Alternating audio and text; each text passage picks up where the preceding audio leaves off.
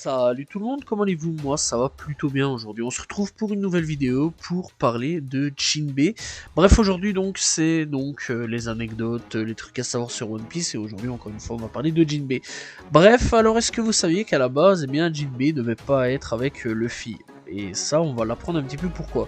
Alors, dans le vivre carte One Piece Visual Dictionary, le maître donc Eiichiro Oda a révélé que le projet initial concernant Jinbei était d'en faire un vilain, un méchant tout simplement. Bref, il devait tirer donc les ficelles derrière Arlong, et ouais, quand même, ça c'est assez fou là-dessus, et être le boss de l'arc de l'île des hommes poissons et non Odie Jones.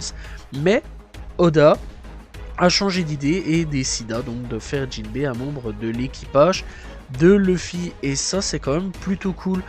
Pourquoi? Bah quelque part en fait c'est vrai quand même que les hommes poissons déjà d'avant sont pas fortement acceptés donc dans le monde normal, et je trouve ça assez fort quand même que un homme poisson et un humain peuvent s'allier et être ensemble.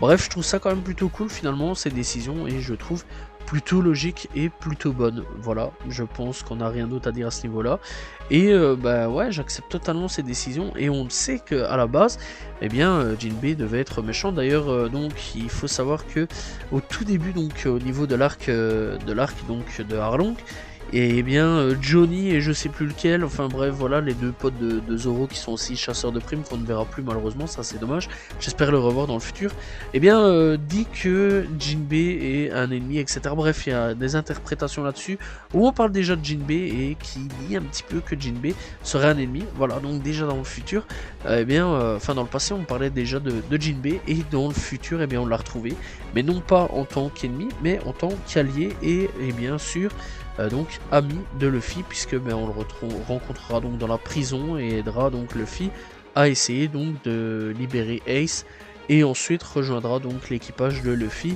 Bref, mais tout ça on connaît. Voilà, c'est la fin de cette vidéo, j'espère que vous avez apprécié donc cette petite anecdote sur One Piece. N'hésitez pas à vous abonner, liker, commenter, partager. On se retrouve demain pour une nouvelle vidéo. Salut tout le monde, ciao ciao.